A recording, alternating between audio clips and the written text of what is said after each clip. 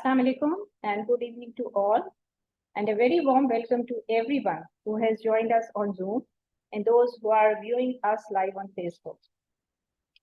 Now, what is one thing everyone is concerned about nowadays? Is artificial intelligence a hype or more than a fad? Humans wouldn't have gotten very far without machines. From the wheel that brought revolution in agriculture to the robot-enabled assembly lines of today, machines have made life easier.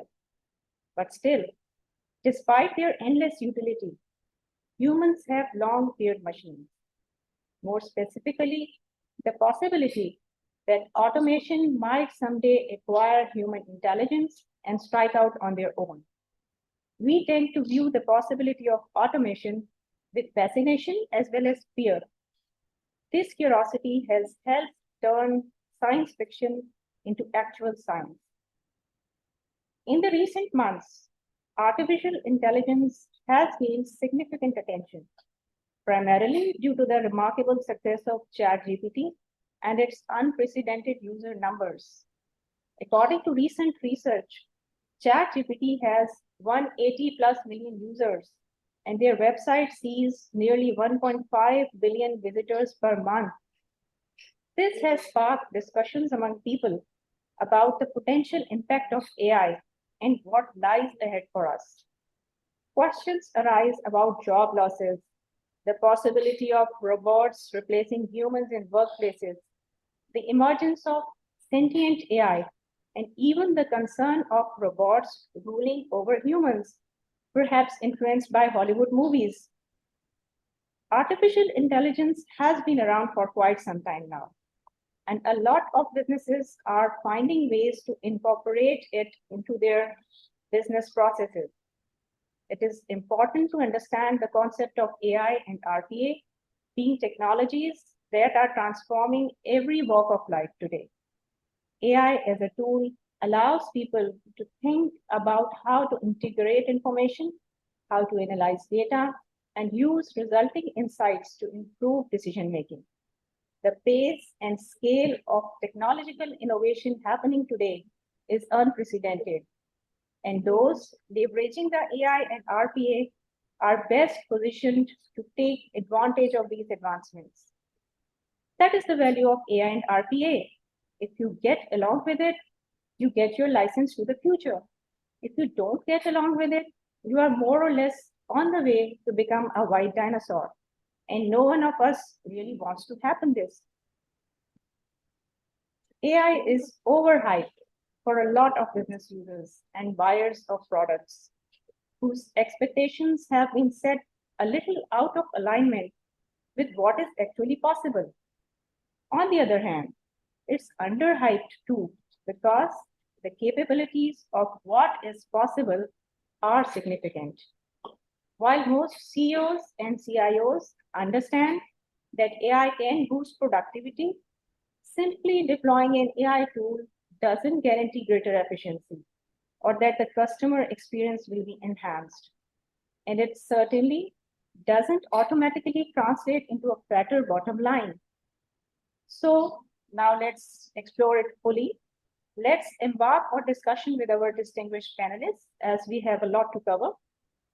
We will be covering capabilities of AI and RPA, the essential skill sets for the future workforce, leveraging AI and RPA for big data, ensuring security and privacy of data in technological adoption, and gaining insights into the future of the work.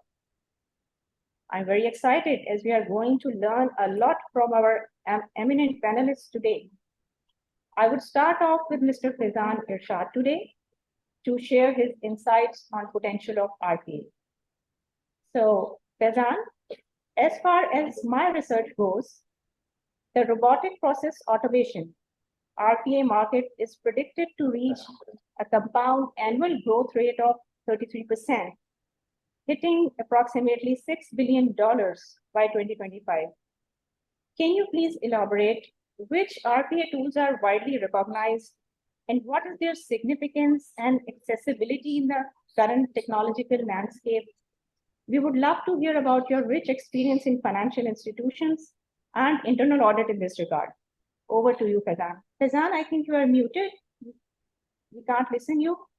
Sorry. Sorry. Thank you, Mema, and thank you, Ms. Khurshid, for giving me the opportunity to talk on this very critical topic of the current era, that is AI and robotic process automation.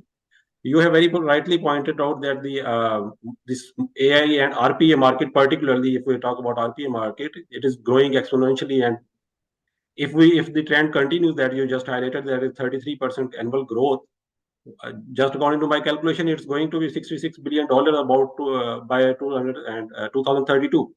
So the question is why it's rising at that pace? Why the growth is so fast as compared to any other technologies? And in this, actually, the answer to this lies in your question, that what are the robotic process automation tools, famous tools? The reason for the growth is also that the tools have made the things easy for the users. Now, the automation, I'll be discussing about tools in my later part of the answer, but just talking about how the automation has been evolved over the time. So we all know that the automation actually has been in place since the invent of computers. Even if we talk about the invention of a simple calculator, that automated our routine, simple as well as complex calculations. So that was an automation back into the 1970s, if we talk about after the start of computers, actually. But the traditional automation, which evolved from the simple calculators to the complex softwares, accounting softwares, auditing softwares that we use in our field, they are actually the automation tools that automate our data collection, analysis, and visualization. So, but all that traditional automation required IT experts, and that also required that IT experts have to be in place for any updation into the software, and that also involves huge costs. So now the era of robotic process automation actually has changed that requirement. We don't need IT experts anymore. Why? Because we have the RPA tools, which are no code and are low code tools, and Madam Khurshid highlighted in her presentation also. The no code and low code is dominating the era. So there are very dozens of tools in this regard available for robotic process automation that do not require actually IT knowledge or this programmer's knowledge. I would name just a few here, like one is Microsoft Power Automate, another one is IBM Automation Anywhere, then is the UiPath, very famous tool, then is the Prism. So there are dozens of tools that are available, and each one of, I have used many of these tools actually, personally as well, and what I have noticed is that all of these tools do serve our required purpose. We can use any of these according to our liking. The choice, the reason to choose among any of the tools will depend upon what are the actually cost. Some of are free as well. Some free features are available and some features are paid. Then even if I specifically talk about the artificial intelligence, if we want to merge AI with robotic process automation, then there are paid features, but in any software. But the choice depends upon how they better integrate with the organization's data. But any of these can be used, and they are equally good at providing many of the solutions that we need. Now, coming about your question about how industries like financial institutions or the banks, as well as internal auditors, are using it. So, because as robotic process automation can automate any of the routine human tasks, I'm not talking about the intelligent automation as yet. It's just the robotic process automation that's taking robot out of the human. The tasks that do not require intelligent decision makings can easily be performed by the robots. So any of the tasks that organizations are performing are now being converted to robotic process automation. Like the financial institutions, banks, if I talk about the account statement provision, if a customer lodges a request for provision of account statement, that's a robot collects that request, goes to the bank's core banking system, extracts the report, extracts customer's account statement, and emails to the customers without involving any human. So this actually also ensures that the customer's data is not compromised. No human is involved in this whole process. It's just the customer and the robot talking to each other, and customer's confidential data is shared with the human. Similarly, if we talk about the systems integration, one of the very good benefit of RPAs is that the systems which cannot be integrated from backend can be integrated through RPA. like the regulators of State Bank or the other financial regulators are also have deployed many systems where banks and financial institutions have to report certain data. So what banks are doing, instead of so because those are the regulated systems, those cannot be integrated with the bank's systems. So what the banks are doing, they are deploying a robot to extract data from its core banking system and to populate same data to the regulated systems like VBOC, if we talk about that's used in Pakistan for reporting of trade transactions. So there are endless opportunities. Whatever can be done without involving intelligence and involves computers can be done through robotic process automation. And if you talk about the even fintechs are using robot trading. Robot trading, what that basically involves intelligent automation by adding algorithms which make decisions on behalf of humans that which stocks and which commodities we have to invest at a very fast pace, and the robot then executes that transaction, that investment. So robot trading is expanding very fast nowadays. And even if we talk about the internal audit also, the tasks which are routine tasks, internal audit performs on daily basis, like data collection from systems and performing of certain analysis, generating of certain exceptions, and reporting those exceptions to its audit software. So these are actually being performed through the robotic process automation. So even MIS reporting can be done through a robotic process. And one of the very major benefit that we are also using is about the deployment of robotic process automation for continuous auditing. We deploy a robot to continuously extract data from this bank's core banking systems and central databases and perform the required analysis and report the exceptions to the auditee without involving any human. Of course, those exceptions are based on certain criteria and rules. So there are endless opportunities for using it, and they are evolving continuously. And we'll be sharing more thoughts on this in the upcoming session. Thank you. I'm happy that you brought up the comparison between the traditional automation and the modern RPA tools. That's something that really matters for our audience today. So now it would be great for me to bring in our next panelist, a very distinguished panelist, Mr. Farzad Soonawala, who works for Microsoft, to talk about processes and benefits of automation. Mr. Farzad is a senior product manager at Microsoft, where he plays an instrumental role in leading the product design and execution of search and AI capabilities in Microsoft Azure. He is passionate about empowering individuals and organizations in creating cutting-edge experiences that revolutionize the way we interact with technology.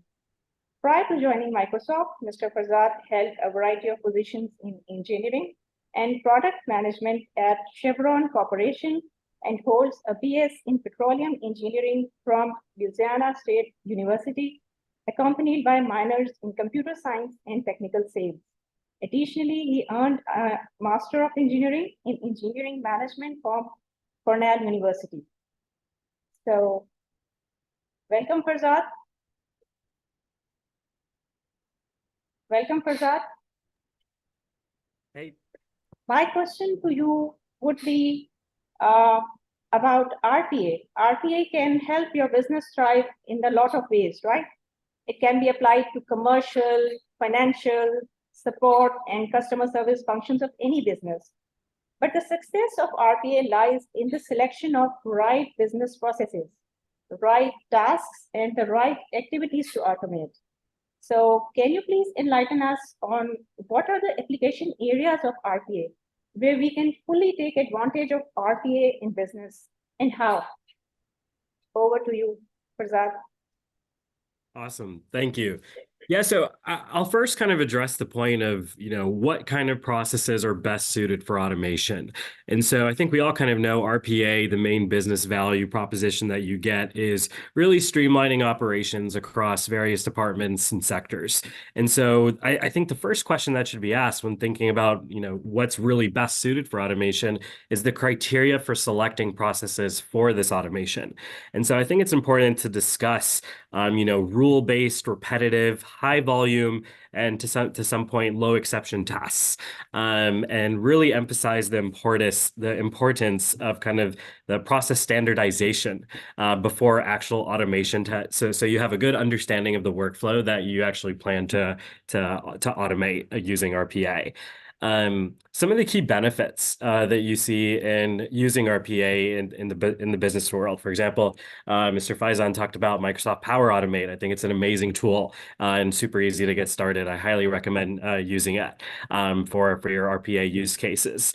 And so some of the benefits that we see, some of my customers use are probably the most important is just being cost savings. And these cost savings could be through, of course, increased efficiencies, reduced labor expenses. Instead of spending maybe, 8 hours doing a week on a certain job, RPA could maybe cut that down to maybe 1 hour or maybe even less.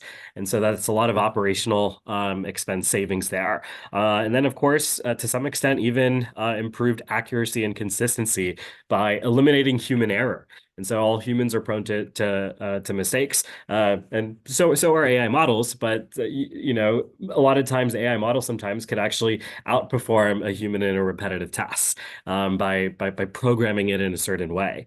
And then also, just like mentioned before, enhancing like a kind of compliance and auditability through kind of consistent execution of digital trails. That's another, I think, big one we see. And then I think talk about application areas of RPA. There's different ones that I personally see and have witnessed is across one is just commercial functions. So this could be things like sales order processing, pricing and quotes automation, contract management, and kind of the financial functions of different companies, accounts payable, receivable, financial reporting and reconciliation, tax preparation. These are some big use cases that we see where RPA can definitely play a role in increasing efficiencies. Customer support functions. I think this is big. HR, offboarding, onboarding, IT, service desk, automation, inventory management. I think these are great things. And can now with kind of the chat GPT hype, chatbot for kind of first level customer inquiries, that is can leverage forms of RPA, and I think that's a really interesting and cool use case that I think adds a lot of value. So I wanted to share a few real examples that I see working for Microsoft and customers that have used kind of our technology, just to shed some information on different industries. So I'll kind of start with finance. So we have a lot of large banks that are actually employing RPA for loan processing, fraud detection, and compliance reporting. In the healthcare domain, we see hospitals actually using RPA to manage patient records, appointment scheduling, and there's another one, insurance claims processing. And then I think the last one I'll touch on over here is retail.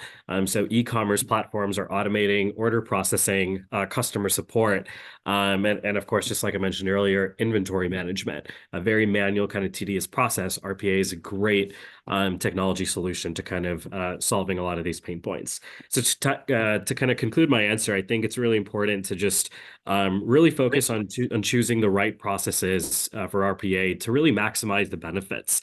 And just like mentioned earlier, there's a lot of tools out there like Power Automate, Blue Prism, UiPath, to really get kickstarted in your kind of citizen RPA development process to really automate a lot of your workloads. So thank you. Thank you, Farzad. Thank you so much for adding so much to our knowledge, especially about the great real-life examples of automation that really helps us all. And this is a good time to bring in someone who actually deals with AI day in and day out. We have Mr. Nabil Mirza with us. So Nabil, now here comes in the role of AI. RPA can handle repetitive tasks, right? While AI can bring in decision-making and analytical capabilities. I want you to enlighten us on how AI and robotics are interlinked and in what ways both technologies can be harmoniously integrated to yield desired outcomes. Can you touch upon the potential advancements and innovations that we can expect as AI and robotics continue to evolve and become more interconnected? Over to you, Debbie. Thank you, Mama. Thank you for giving me this opportunity. Actually, my distinguished panelists, Mr. Faizan and Mr. Farzad, have done an excellent job of actually identifying where the robotic process automation, the criteria where the robotic process automation is so good, and the different tools that can be used to implement robotic process automation. So now the question is that why to bring AI in the whole scheme of the things? And why is it needed so much? So the simple thing is that the RPA process is not designed to think. If anything changes in the system, like even if our data field change, or even if the locations where the data is stored is changed, or any other change in the end process, RPA actually cannot handle that change, until now. And it sort of falls through. So you continuously need someone to look after it. Whereas now the AI is now bringing in a holistic overview of the entire process. But before going into that, I just want to make it very simple to people understand what AI is. Our distinguished guest, Stephen, has very clearly highlighted that AI is not a thinking or conscious being, but then what really AI is. And without going into complex examples, I want to give you a very simple example. Traditionally, in software development, if you wanted to teach computer what a chair is, then what you had to do is to create a lot of rule-based descriptions, like something, it can have 3 legs, or it can have 4 legs, and it looks like this, it can have that much height, and all of those things. So you need to create 1,000 parameters or dimensions. That's what Stephen was meant when he was talking about higher dimensions. So you had to program it by giving it all the different features of a chair. That was a tedious process. This is still employed in traditional software engineering. But where AI came into being is that all the math has been done in 1950s. We were lacking computing power. Now with AI, what we can do by deploying these neural networks, which is basically a mathematical function, what we can do is that we can give it 1,000 pictures of what is a chair and 1,000 pictures of what is not a chair. Like even we can give it a dog, a cat, and a table.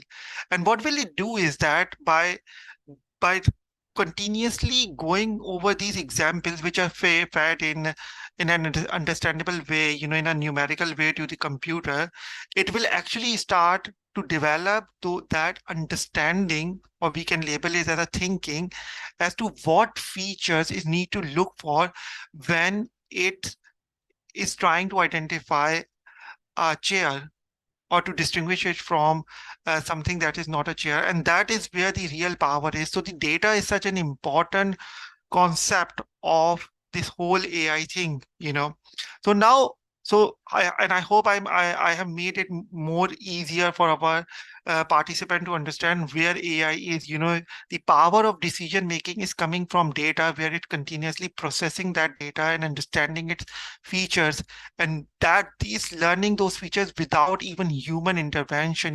That's what we call a deep neural network, which functions like a human brain. That's where the similarity starts and ends, because it has got no consciousness. Now, how AI can improve the robotic process automation? The thing is that AI has got 2 very important capabilities. One is computer vision. Like my example, it can look, and the self-driving cars will be very, very much based on the computer vision. But also it has got a natural language processing capabilities, of which the ChatGPT is. I also specialize in natural language processing because I am very sort of fascinated by it, how it's learned. But honestly, at the back of end of it is just probabilistic models. It's just looking into the probability of what next what comes through. Now, because it has got machine vision, computer vision, and natural language processing. So what it can now do is that it can be built into an RPA process, and it can actually monitor that process throughout from end-to-end basis. And if it falls short anywhere, if it is falling down, the AI can basically intervene. It can make a decision that it will make based on the past behavior expected of the system. So what can happen is that it can prevent the RPA from falling down, and that is now leading to what we are calling an emergence of intelligence process automation. The key features of which are that it's going to automate complex and repetitive tasks, it's going to streamline end-to-end workflows, and it's going to augment human decision making. And just last thing that I want to highlight in there is that in order to make it more efficient, we need collaboration across various teams that are working on RPA, teams that are working on AI, and business users all working together so that we understand the requirement and bring this entire end-to-end automation into process. Thank you. Thank you so much, Nabil. Thank you so much. You made it clear as to where to use RPA and where to use AI and where to integrate both. I think this is sometimes a gray area for the finance and business professionals as well. So it helps really a lot. So here we go with our next question to Mr. Tabish Mujtaba. Tabish, I now want to ask you to try to paint a picture of future. Artificial intelligence and robotic processing are rapidly changing the accounting industry. While some fear that these technologies will replace human accountants, others see them as tools that can enhance the profession. How do you see AI and robotic processing impacting the accounting and auditing profession in the next, say, 5 to 10 years? What are some of the key trends in AI and RPA that are likely to impact the accounting profession and businesses in general in the coming years? Over to you, Tabish. Assalamu alaikum, and thank you for the opportunity, Umama. Some great insights and some great inputs have been provided by the distinguished panelists and Khurshid and Stephen as well. This is very interesting because whatever has been discussed so far, it has all been built to the fact that, as I am going to talk about accounting and auditing, Nabil gave a really great view about how the machines think and how we are actually using the capabilities of RPA and artificial intelligence within the accounting and auditing industry. It is going to be a game changer. It already has in many ways. If you look at some of the accounting softwares out there, I would say Oracle inclusive and some of the others which are there. I mean, artificial intelligence, machine learning, and RPAs have already been built into our process flows. Has that changed, or how has that impacted an accounting function? I mean, if you come to look at it, when I started my chartered accountancy, accounting profession was very different from what it is today. But I think we are taught resilience to actually learn and keep on, keep on the learning path to actually be aligned with what is happening. Who knew that I would get into technology after qualifying as chartered accountancy? So, I mean, that is how we evolve. In terms of going into the specifics of how it is, look, I mean, in terms of RPA, what we talked about in RPA and AI, we talked about automating repetitive tasks. So go back into the days of journal entries when we used to make vouchers and go into that, we got into the computer world.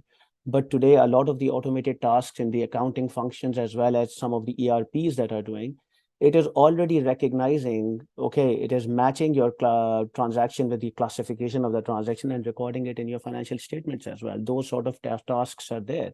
Yes, we have oversight whether those accounting entries or those finance transactions have been appropriately recorded or not.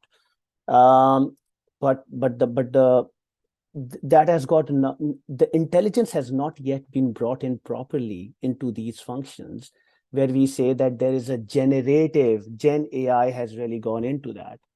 Because if you look into 5 to 10 years ahead, what I think is going to happen is that Gen AI, as things are progressing, because our life is it's a very different world since ChatGPT brought its tool in November 2022.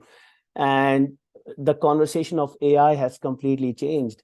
In 5 to 10 years' time, when we talk about Gen AI, which means that the artificial intelligence models are going to develop its own content, and that is how it's happening at this point in time. So we talked about repetitive tasks, we talk about doing data analysis, we talk about doing variance analysis in Khurshid's presentation when it was there that the artificial intelligence and RPAs are going to do variance analysis of our management accounting and all of that. I think that is happening, and that is going to become more prevalent in very near future. What would be interesting is which I think is where we are heading to, is towards where our predictive functions are happening, financial forecast, financial modeling. Is artificial intelligence going to pick up all the assumptions that we build in our financial modeling, and is that going to build up a model as part of that? Today we need complex staff having great macro Excel capability to develop those models, or use some of the accounting softwares to actually develop those. I think artificial intelligence is going to pick up a lot of those tasks as part of that. Does that mean that it is going to significantly impact our accounting profession? Answer is yes. Does that mean that are we going to be worried about it? No. Industrial revolution took away jobs, new jobs came in. I think Faizan mentioned about, computers came in, and that was a time when things started changing. That's true, absolutely. But then we picked it up. So I think from an accounting and auditing profession perspective as well, yes, absolutely. It is going to change. The processes are going to change, which I'm just going to cover.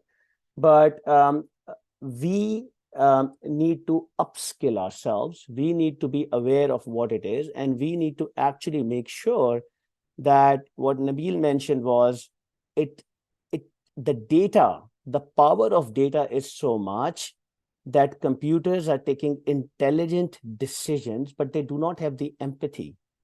They do not have that thinking power to actually, where you actually talk about emotions and how to do that. And I think we bring that sort of insights as accountants, which I think we need to be aware of that. Things which are there in accounting profession, we talked about it. Within auditing, a classic example, we talk about risk assessment. We talk about developing our work papers, doing a lot of this manual intervention of developing working papers. We talked about having conversation with our stakeholders to actually develop the interview notes, and we type it. All of those things are going to be automated, but thinking power in terms of, if I was just looking at ChatGPT and I said, hey, can you give me what are the key risks which you see in the technology industry, and actually differentiate between Oracle and Microsoft while Farzad is there. I just asked this question, and the answer is very simple. It gave me a very accurate view of that. Why? Because the data is out there. When it comes to all the public data about what we actually disclose and what the 10K of Oracle and Microsoft is, that it has given me that insight. But how to analyze that data, how to use it, or how to actually think about it, these are the things which I think the human capabilities will be there, and it will remain. Some of the classic examples that I was also looking at within accounting and auditing profession is fraud detection. Some of the big four, Aisha may be aware as well, that some of the big four firms actually have brought in fraud detection tools, as well as us, technology companies as well. But within our profession, they are being used in auditing, and they are actually identifying pretty decent results in terms of the potential for fraud in the financial statements, and those have been detected. Things like continuous monitoring is also very important, because we have talked, continuous monitoring is a very classic 3 lines of defense, where we say that, hey, can internal audit actually develop a tool where we are continuously engaged with risk management functions and have a continuous monitoring process? Answer is that yes, when we go into AI and when we build these, our RPAs also tried to do that, but certainly it was not very successful. But when you bring AI and supported by RPA, then certainly we will actually come to a point where it will be a very good continuous monitoring process. Now, how to synthesize the data, how to look at it, how to work with management to develop the right processes so that we are very well protected and the risks are mitigated. I think that is where the skills need to be developed. That is where we need to understand that how to use that data, how to train our model, and how to actually feed our model with the right data, that when we get it, we are able to use it and develop it into and bake it into our processes to support the board of directors and management to develop those processes. Thank you. Very true, Tabish. We talked about the trends, the future that we see in these areas. We need to start preparing for the future if we want to stay relevant and if we want to stay current. Thank you so very much. Now for the next piece, which is very important and very, very concerning as well. Ms. Aisha Bhavani is with us from PwC. Aisha, can you talk a little about what are some of the most significant challenges that accountants and auditors will face as AI and RPA become more prevalent in the industry?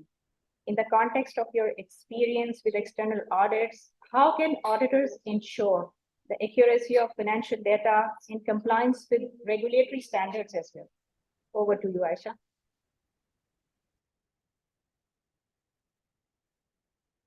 Unmute yourself. We can't hear you.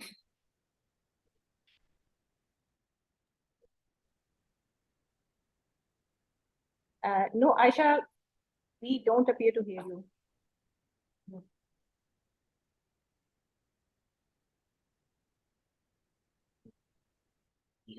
I think can do something.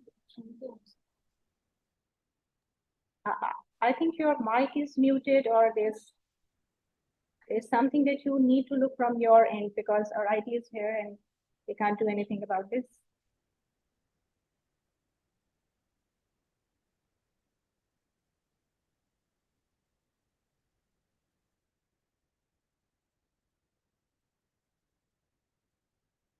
Aisha, I think you can try logging in once again, and in the meantime, we move on to our next question. I would like to come back to Faizan. Now let's quickly move on to the skill sets required for the future. So Faizan, what are some of the key skills that finance and business professionals will need to develop to work effectively with AI and RPA? Hi, can you hear me? Okay, so Aisha, can we come back to you later? Sure, come back later. I think my audio is working now. I started my That's question fine. with Faizan. So, Yes, thank you, ma'am. what level of knowledge and technological background is deemed necessary to attain expertise in AI and RPA? I think this is the right moment to talk on the courses and programs offered by the Digital Assurance and Accounting Board at ICAP as well to upskill the accountants. So can you please take this? Yes, thank you. Sure.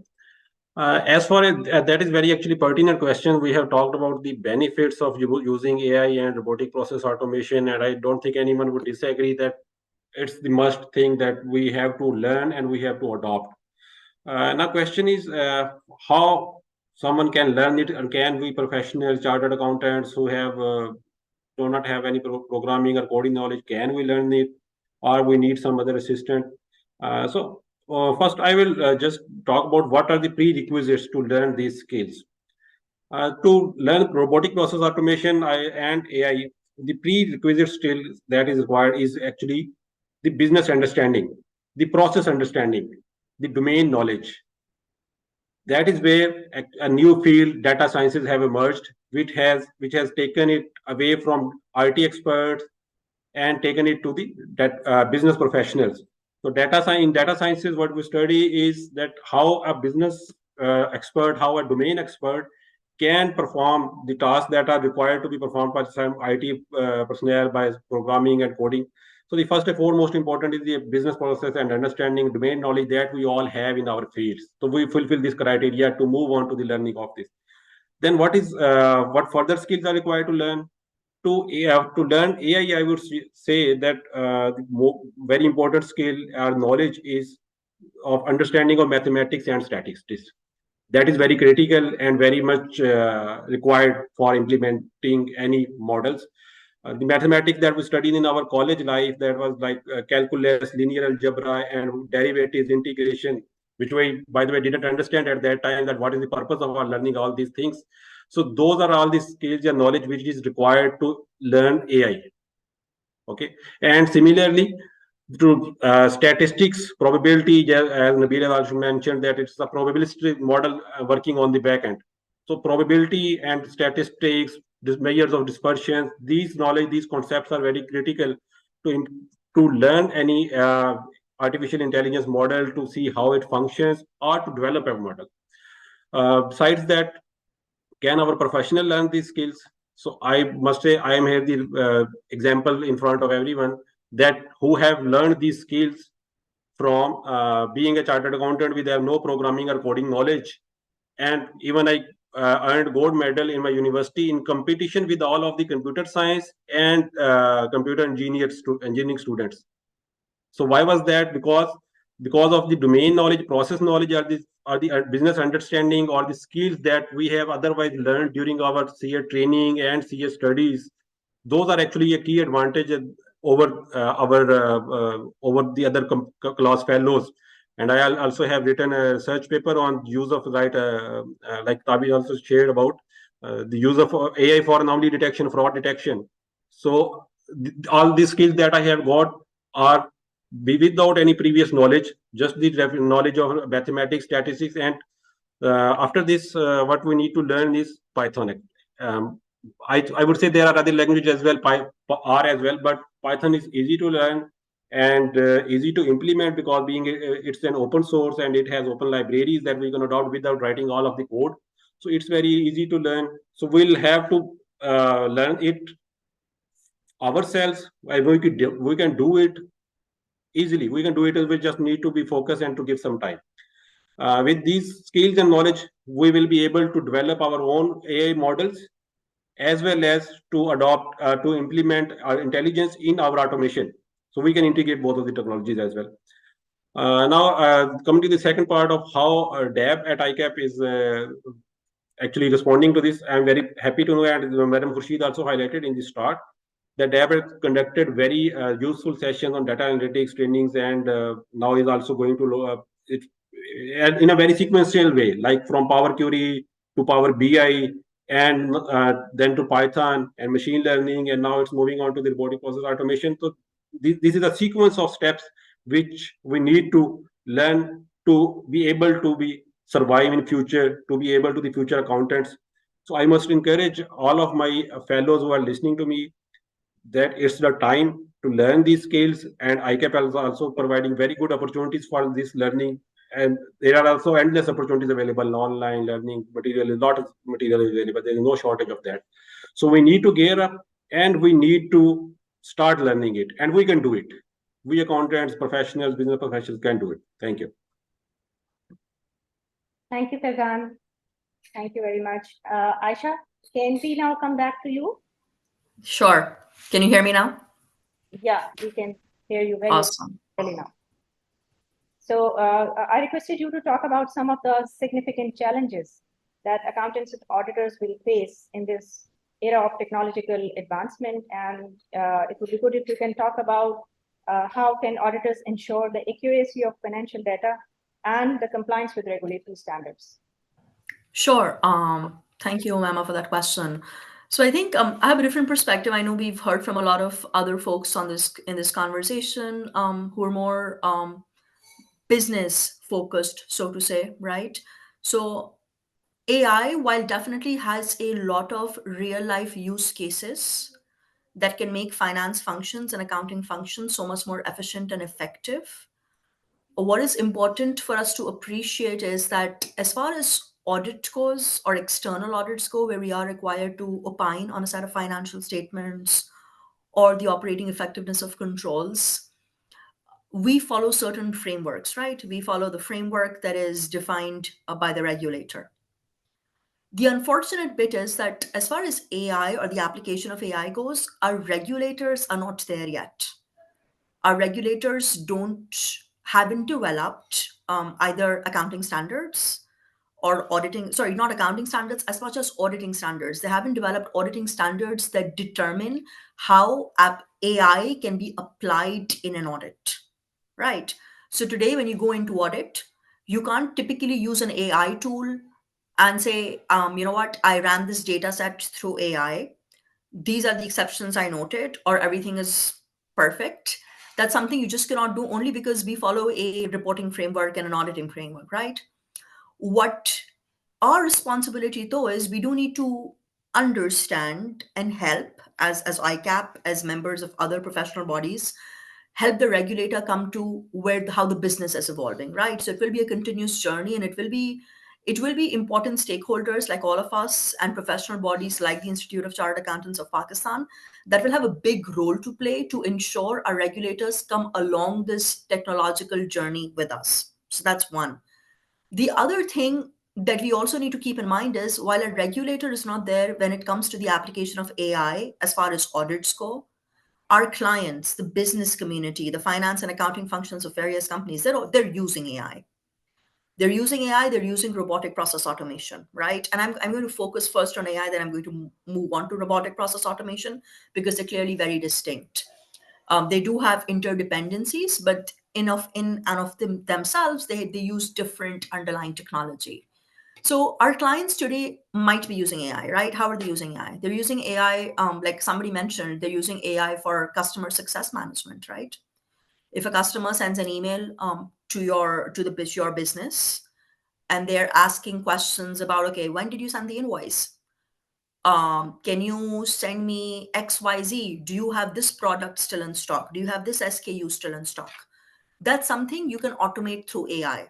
There does not need to be an actual human being sitting in front of a desktop computer trying to wade through lots of data to come up with an answer, draft an email, and send that out.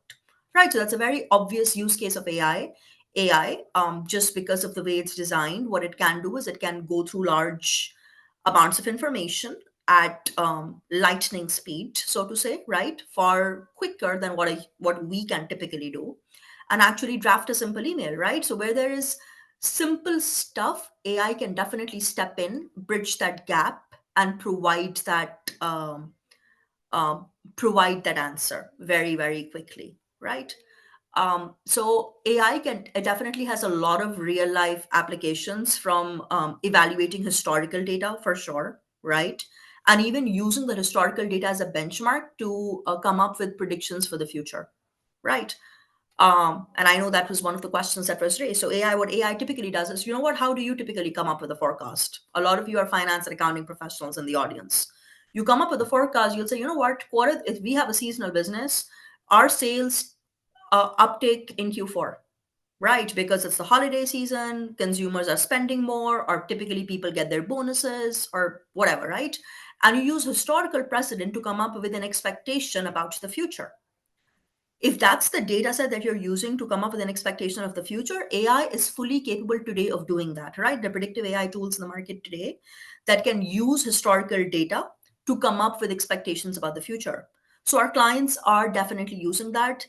Finance and accounting professionals are going to be able to use that. I think the onus, as far as audit and regulatory bodies go, I do think there's still a journey to get there, right? We just need to make sure, as part of the dialogue that we have in this space, we make sure our regulators come along with us on this journey, right? When it comes to robotic process automation, I think it's a simpler argument. So robotic process automation, the way I'd like to think about it is I've used a lot of bots. I've developed bots. I've used a lot of bots in my day-to-day. A bot is very simple, right? There are applications like UiPath that are very intuitive, very easy to learn. There are obviously far more complicated bots out there as well, right? So I think one of the biggest misconceptions is when you think of a bot, you think of something like those of you who might have grown up, like I did, watching Jetsons, and you saw Rosie the robot, right? Rosie makes breakfast, Rosie puts Elroy to bed, Rosie cleans the house, cooks the food, right? So we're not there yet, right? We don't have Rosie the robot there today. What we do have a bot essentially is a fancy term for a set of instructions that can happen by themselves as long as you trigger it or set it up or program it a certain way, right? So for example, every day you open your laptop.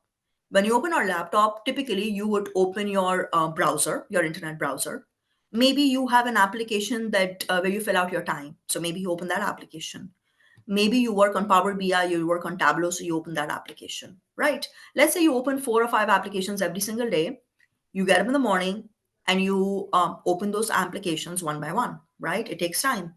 The system boots, the system processes, the system loads, and while that happens, you really can't do anything. You could potentially program a bot, and that's a very simple bot that a lot of people today use, that can actually, when you get up in the morning at a certain time, let's say that 7:30 or 8 a.m., whatever that time is, it can actually kickstart your laptop and open all of those applications, so that by the time you get in front of your screen, those applications are already up and running, right? So that's essentially a very simplistic use case of RPA. So RPA has a lot of real life applications. You can potentially think of any task that can be automated, right? So let's say a lot of you are finance and accounting professionals. You get trial balance data and you use trial balance data to construct financial statements, right? Yes, a lot of companies use ERPs, but a lot of companies don't use complex ERPs. They actually make those financial statements themselves. You could potentially, and there are certain steps to get there. You have an Excel download of data. You clean that data, right? You clean that data, you organize that data, you map that data into the relevant chart of accounts, and then you come up with a set of financial statements. Those steps are pretty routine, and you do that every month as part of your close procedures. If you follow a designated set of steps, you can totally program a bot to be able to do that for you. So think of bot like a very easy to use Excel macro, right? And the good thing about a bot is it's not limited just to Excel, and it's not as complicated as setting up as a macro is, and it's not limited by what a macro can or cannot do, right? So you can absolutely do anything at all. If it means drafting a message, your bot can actually do that, right? So we'll definitely touch a lot about a whole bunch of these topic areas as we progress in this discussion. But I just want to leave you with 2 things, right? Like a lot of folks on this panel mentioned, the world is evolving at a very at breakneck speed, as I'd like to call it, right?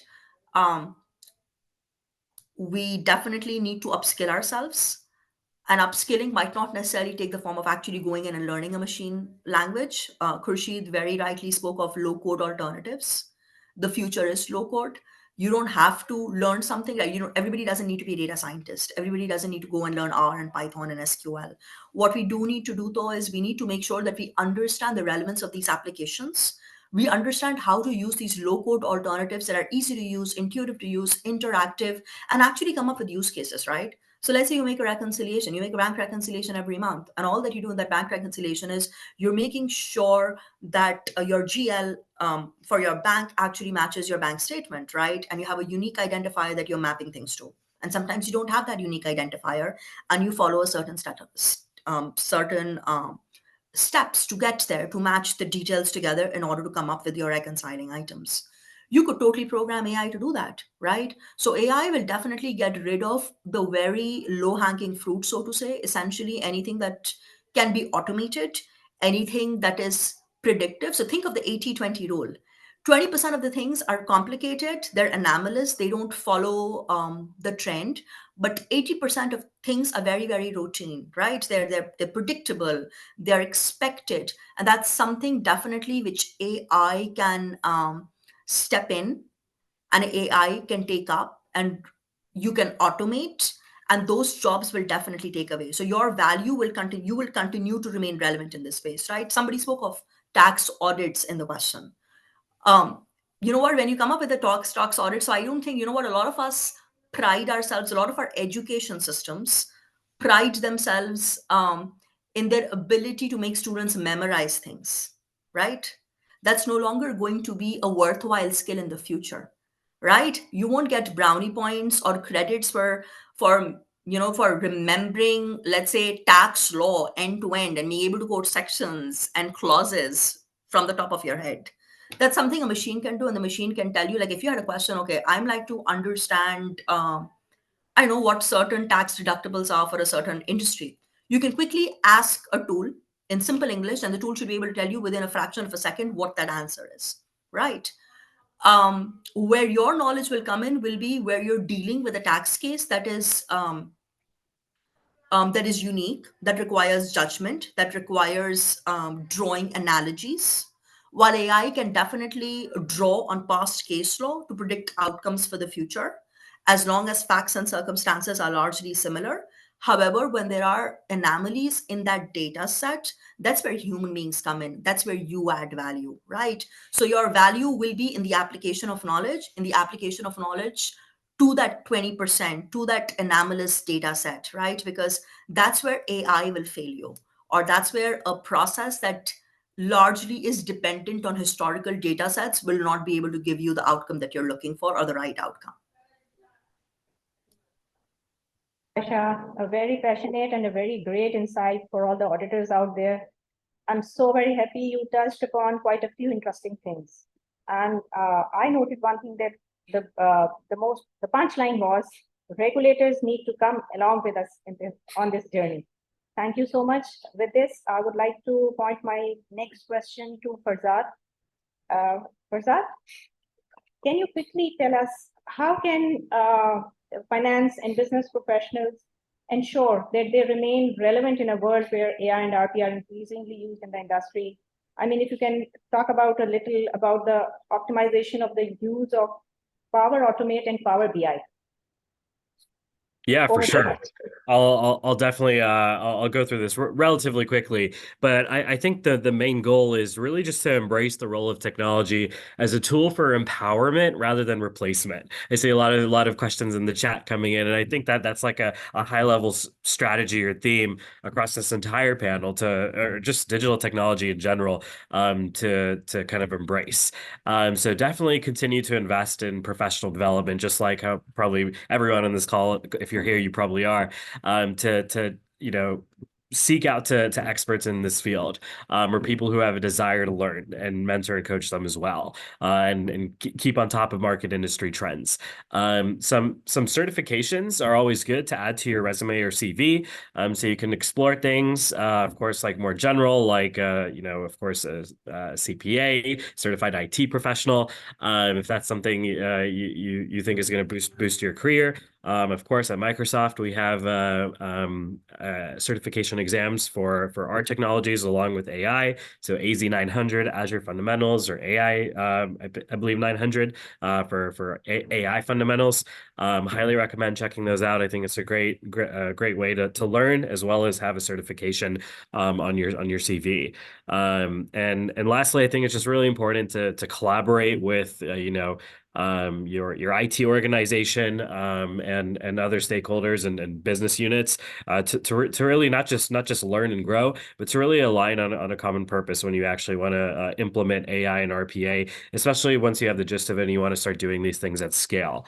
And so Power Automate and Power BI, as mentioned throughout this webinar, are two fantastic tools. It's probably in my opinion, one of Microsoft's most successful tools that have ever been deployed on the market. And I know a lot of you in ICAP on the digital team are getting involved in training. 100% agree. I think those are things that are extremely valuable. Fairly easy to use, and you could incorporate them into your day-to-day life, maybe help other people do it as well. So the best way of learning for me is learn by doing. So get your hands dirty, deploy AI solutions, RPA solutions, and make everyone's lives better. That was great, Farzad. I think that's the key point. The Power BI and Power Automate, they are designed in such a way to be accessible for people even without specialized data knowledge. So that makes life easier for everyone. Thank you. Now, Nabil, it's now time to hear your perspective. This is also a key area where accountants, or you can say this, finance professionals need to develop skills. How can intelligent process automation deliver robust controls from accounting and audit point of view to prevent fraud and error? Can you share any success stories or case studies where intelligent process automation significantly improved controls in accounting and audit, leading to prevention of fraud and errors? Over to you, Nabil. Thank you, Mama. Just before I touch the main topic, I really enjoyed the discussion about the skill set part, where we are seeing, Faizan gave his example. My example is very much closer to Faizan. I'm a qualified chartered accountant, but then actually decided to delve deep into artificial intelligence programming language. And then there's a thought that you only need to learn for certain tools.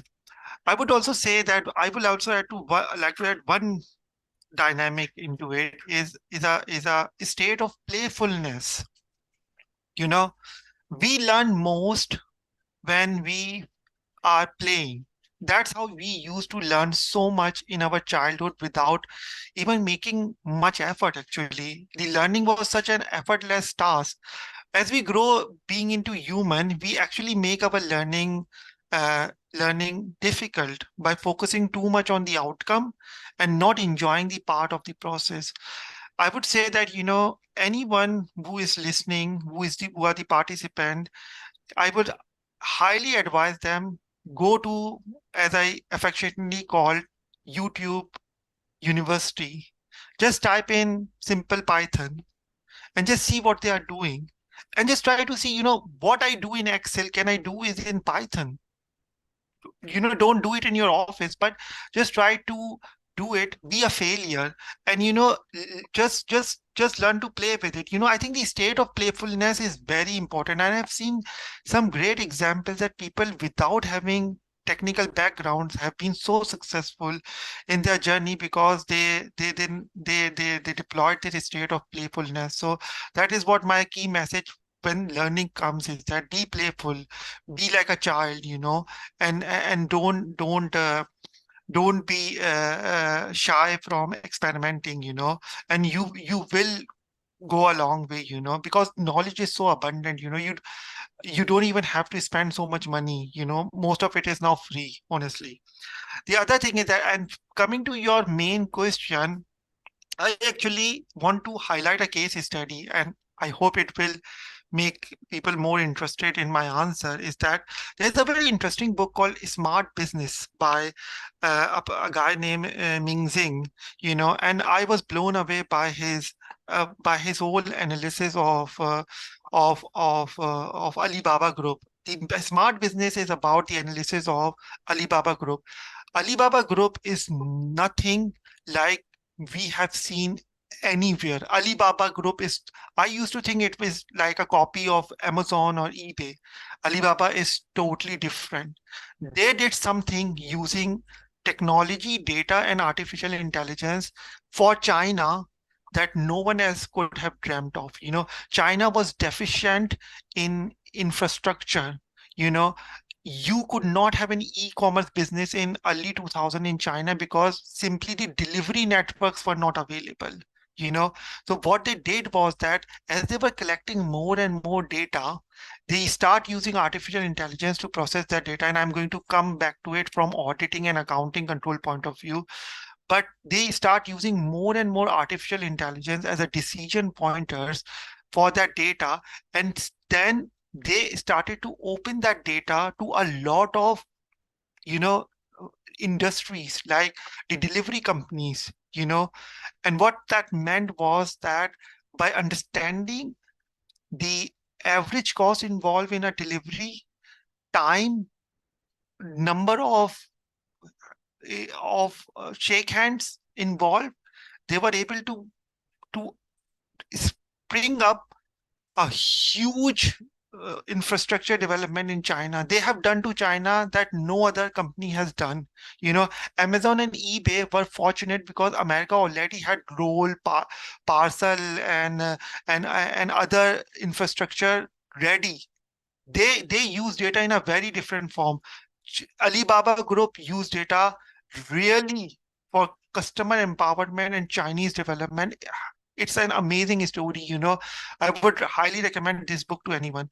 Now, coming to this main question about auditing and accounting environment. Alibaba Group has a subsidiary called Ant Financials. It's now one of the largest financial services company in the world. Now, Ant Financial had a huge problem.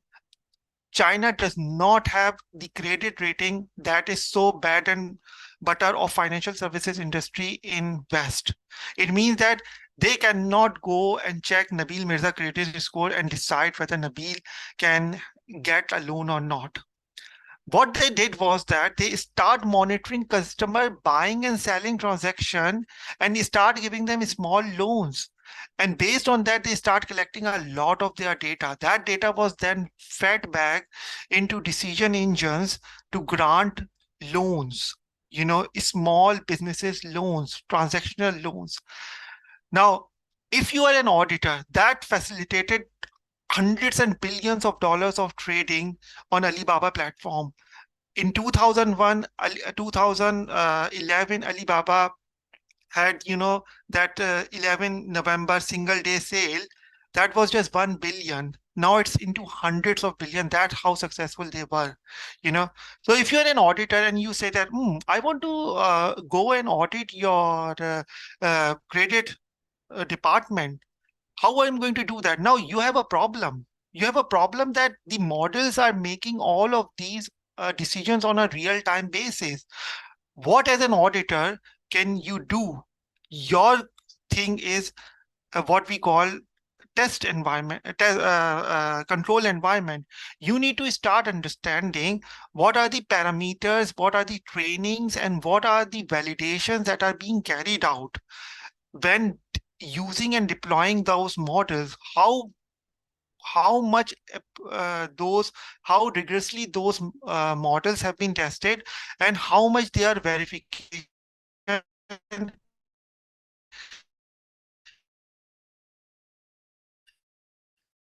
has been done. And then you need to start tracing it back to your financial numbers.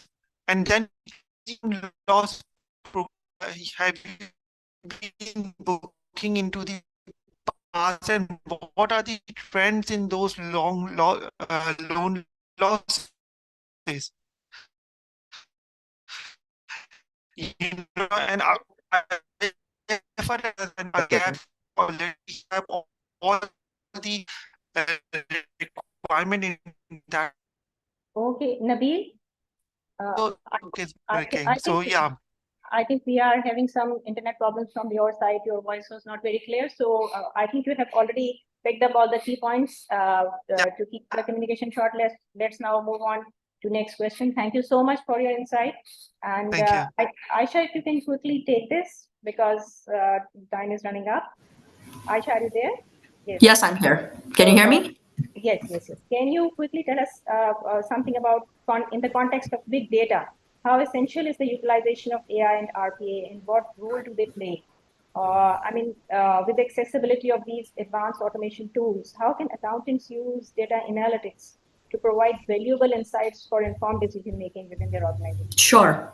No, that's a very good question, Omema. So I think, big data has been a buzzword for the longest amount of time, right? We've all talked about it. And big data, I think if I were to put it simply, it's essentially, and I'd love to quote this example. When I started out as an auditor 12 years ago in Ferguson, Karachi, and we used to go to a client, and Khurshid used to be a controller, and I used to be super scared of her. Anyway, that's beside the point. We used to ask for a list of invoices for to test sales, right? And all we got was a list of invoices. We got invoices on an Excel document. It listed down the invoice reference, and that's it. 10 invoices. If I'd asked for, I'd get 10 invoices, right? The world has evolved a lot since then. You know what? If I want to test revenue, I don't get those 10 invoices. I actually get a very, very large data dump. And I call it a data dump because, you know what? It's just a dump. It's got thousands and thousands and thousands of rows, potentially not being able to fit in Excel. And the client, if you're talking about large multi-billion-dollar conglomerates, that data will be broken out for separate files for each month and for each SKU because the data is so large, right? And it runs into hundreds of columns, right? So think about multiples of thousands of rows, hundreds, if not thousands of columns, right? So it's a lot of information the data is telling us. if I were to put blinders on, and I think that's what we are doing as a profession, we put blinders on, we'll say, you know what, I'm going to look at 10 invoices. Give me 10 invoices, I'll match the invoice with the PO and, whatever good things that we all are so accustomed to doing, and I'll make sure the sale is accurate. However, that data is actually telling us a story.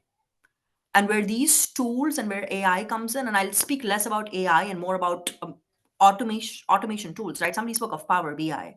Power BI, for those of us who are not familiar with it, is essentially a tool that is able to handle a very, very large data set, right? So if I want to analyze data, what I used to do in the good old days was I would go to Excel and run a pivot on that data, right? And I would play around with the pivot. I would say, okay, you know what? Let's add this column and let's add this row and push this filter on, blah, blah, blah. I can actually run that data set through a Tableau or a Power BI dashboard without the limitations of volume and magnitude of that data, right? So those tools are super impressive. They don't really have limitations around, okay, data cannot exceed, let's say 60,000 lines or 70,000 lines. Those tools can actually pick up a large data set and you can actually visualize that data, right? What is data visualization? Data visualization can actually tell me, through the combined power of tools like Alteryx, through the combined power of Power BI, through the combined power of AI, what that tools can actually tell me if I put sales data into a system is which geographic location has the highest amount of sales. It can tell me which person is earning the most commission from which customer, from which market, at what point in time is he making the most amount of sales, which is the SKU that is generating the largest volume of sales, right? It can tell me so much information that can help me isolate my risk. So while that risk assessment, at least as far as AI is concerned, I can't really use that because, like I said, my regulator is not on board with that yet. However, I can use that as a business to make informed decision making. Right. If I have all of that data, if I have a data stamp, like, you have all of these spice mixes that go out into the market. If you knew the actual area or the actual neighborhood or the actual demographic or the ethnicity that likes a certain flavor of a certain spice, when you do advertising, instead of putting a massive billboard on, let's say, main Shara FSL that everybody can look at, it's not a targeted piece of advertising. You can use that data, which tells you what ethnicity and demographic and subgroup and age. You can have very targeted ads catered to that particular subgroup that will actually generate the revenue for you. Right. So that's the power of big data. What big data essentially is, it's large volumes of data. Run that through a system to derive insights. And once you have those insights, what you do with those insights is that you make informed decisions. And those informed decisions are, it does not make sense to run an ad, let's say, throughout the year when you know you will only sell this product in this certain month at this particular time of the day. Right. So the world's your oyster. You can actually almost go anywhere with the power of data. It's just your ability to analyze the story that data is telling you, right? And that's where our skills come in. That's where your business acumen and your technical acumen comes in, when you're able to take that data and slice and dice it and look at it in so many different ways to actually understand the value it has. So much, Aisha. That was great to listen. Oh, okay. So to the audience out there, thank you for being so participative and pouring in so much questions. We'll try to take in as many as the time allows us. Now, just the last question we want to put to Tavish, because this is a very key area without which our topic will not be completed. So Tavish, can you quickly tell us about the risks of AI and RPA? Because we have talked a lot about the benefits of AI and RPA, but the key risks, especially in the context of data privacy and data security, need to be covered. What factors should we be aware of while adopting the latest AI and RPA technologies? You can talk about firewalls or anything that you want to share with us. Sure, thank you. And I am conscious of the time, and I did mention, but actually just now, Aisha mentioned something and I was thinking, oh, wow. She talked about online advertising. She talked about targeted advertising. And actually, I must tell you that this is the power, and that's absolutely right. But that comes with a myriad of risks as well. So if you have a business that is doing that, so you talked about privacy, think about the fact that if I'm using Yahoo, and I'm actually getting the fact that I bought a fleece yesterday, and I'm actually getting a lot of other fleece advertisement, as much good that is, have I given consent for my data to be used for that purpose. So that's one of the examples that is there. So I think what I would like to talk about when it comes to risk is basically classify that across two things. You talked about privacy, you talked about firewalls, and basically let's classify that around regulatory risks and the security risks.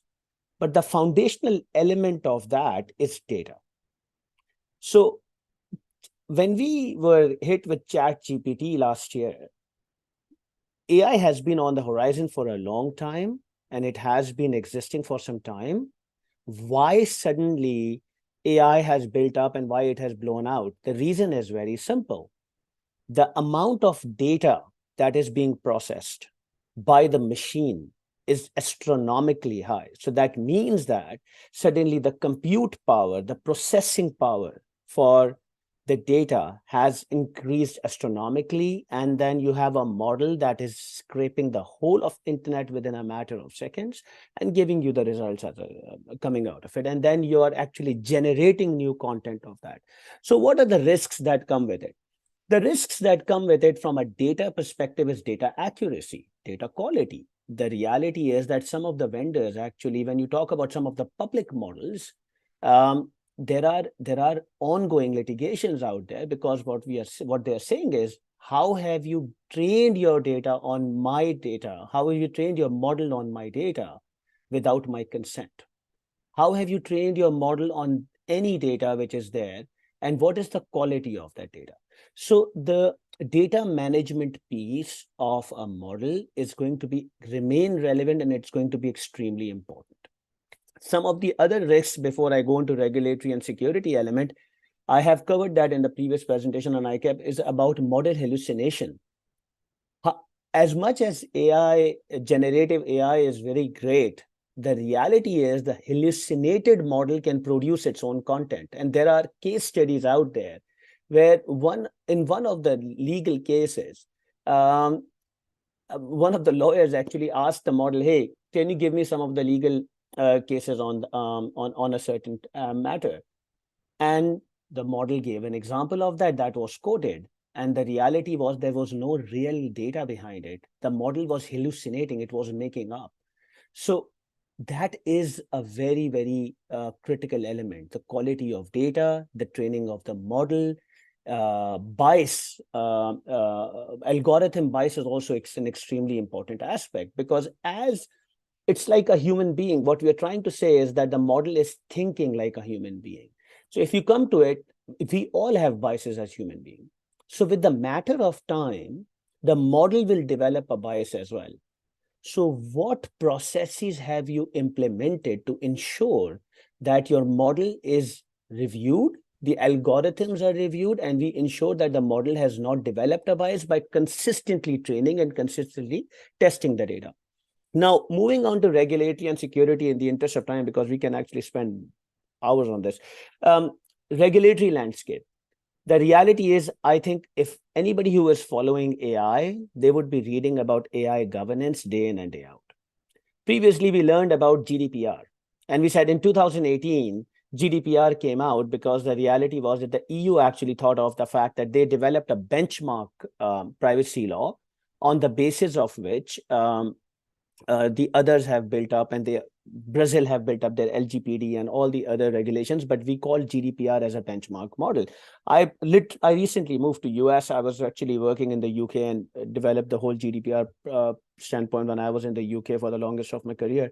And now having been exposed to other privacy laws across the globe, absolutely GDPR actually forms the benchmark, and the others are building, or the others are aligned to it, or maybe they are less stringent.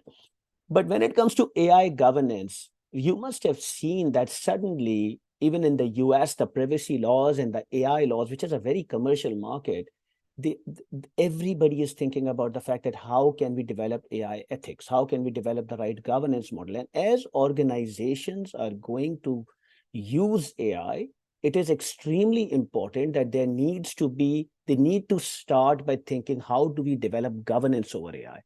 We can't just develop a model and just do that. We need to have, how are we ensuring there is going to be the right data? Who the data is coming from? Are the vendors trustworthy who are actually doing that? have they maintained the right consent and security mechanism of the data before I use any of the external data? Internal data, if I'm using it, am I actually using it appropriately and for the right reasons? Am I testing the model on an ongoing basis? And do I have the legal basis to actually process that data? If I am using Nabil's data, for example, I have to make sure that I get the right consent. So I think these are the regulatory aspect. And then when it comes to AI is going to use that algorithm, it's a black box at the end of the day. How that black box is going to work and use my data, it's very important that I have got the right basis and the regulatory framework aligned with my contracts are aligned to that to ensure I use that data.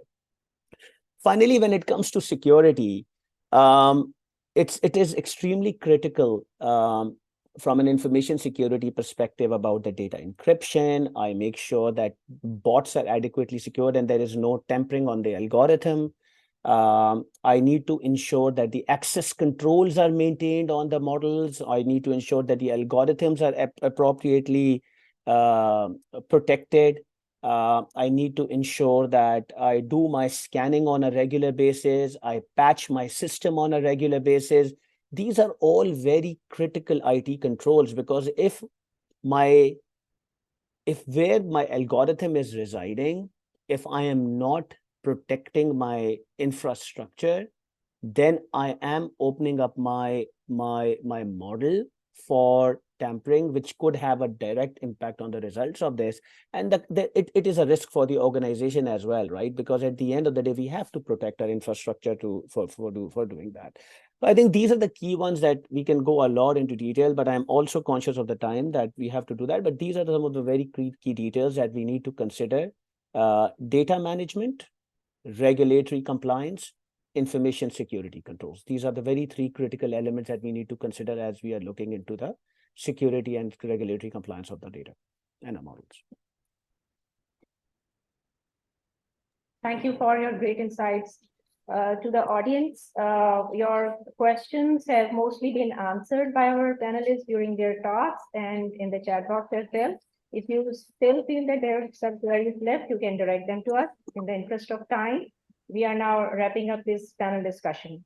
So the key takeaway is that embracing technology not only improves your day-to-day operations, but also ensures your relevance and competence. Robotics is seen as an enhancement to the accounting profession, not a threat.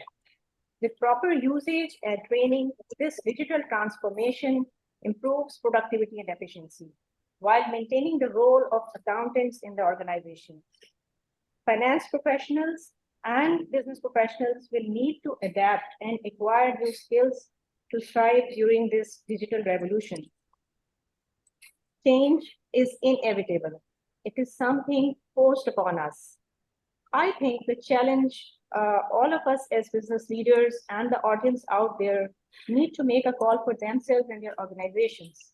Now, the question is, would you wait for the change to be forced upon you, or would you lead the change, embrace the change, and do it as a choice? That's up to you. With that, let's wrap up this panel discussion.